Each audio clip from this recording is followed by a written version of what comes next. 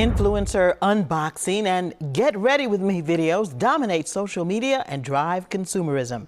So how can people be stylish without killing the planet? Well, here to talk through her own fashion sustainability journey and with some tips for consumers is Kimberly Atkins Stohr. Kim is a senior opinion writer and columnist for the Boston Globe, in addition to being a designer. Welcome. How are you, Kim? Nice to see you.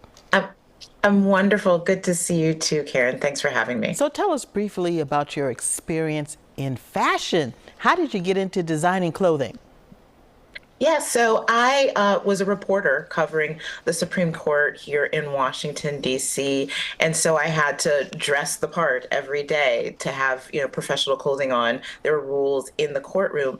But I was having a difficult time finding dresses and jackets and other things that fit me properly. I'm kind of short-waisted. So I started making my own clothes. I made my own clothes since I was a little girl. My mom's a seamstress and taught me how, but I had let it fall to the wayside a bit. So I started making my own clothes. Then my friends started asking me where I got these clothes from and asked me to make some for them, and I did. And then strangers started asking me as well. Word of mouth spread, and next thing I knew, I had a side business designing custom women's wear. Now, you are a very stylish person, that is for sure, but you've written about having a bit of a climate conscious awakening a few years ago about fashion. Tell us what sparked it.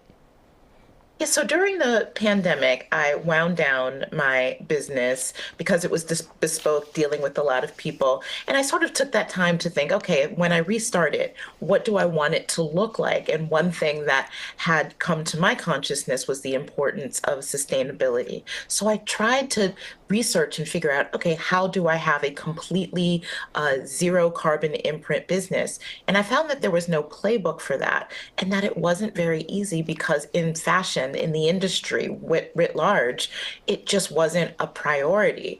And then I realized that the damage the fashion industry was doing to the planet was really catastrophic. So instead of restarting this business, I started doing some reporting, and that's what became the series From Globe Opinion, Not So Fast Fashion.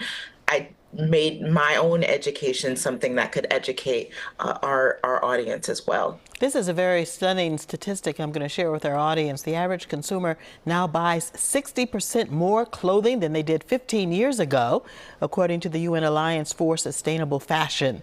What's it going to take to shift the mindset on this issue, do you think? It's going to take a few things. First, it's going to take the fashion industry realizing that they are part of a very, very big problem. Every year, more than 100 million metric tons of clothing are produced.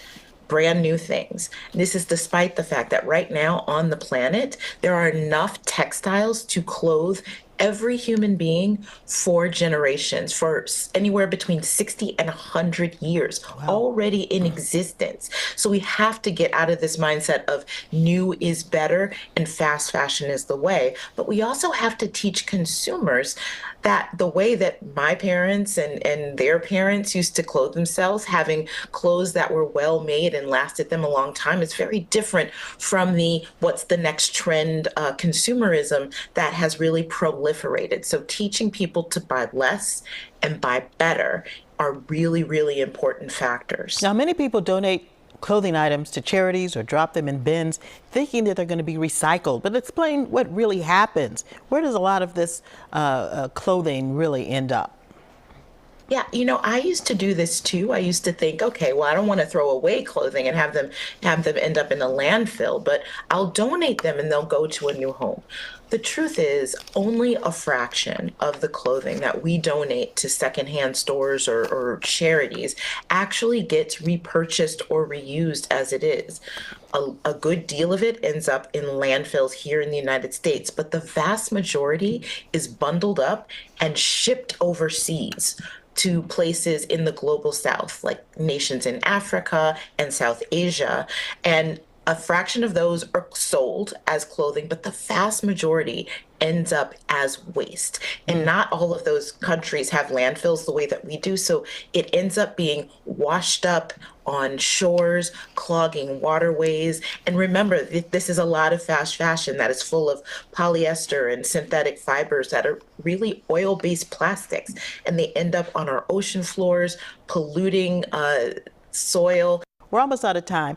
Give me one quick tip that consumers can take to change this situation. One quick tip. Buy less, repair clothing that is damaged and that you would otherwise give away. And most importantly, buy carefully. Don't just go by trends. Buy a clothing item that you want to wear for years to come and use it to its full capacity. All right, Kimberly Atkins Stohr, thank you for bringing this information to us and opening our eyes to how we can help change this. Thanks for having me. Take care. Thanks for joining us. So we've posted resources on fashion sustainability on our app and on our website, wcvb.com/cityline. Thanks so much for watching, everybody. Be sure to follow us on Facebook, Instagram, and X at Cityline 5. And you can follow me on X at Karen Holmes Ward.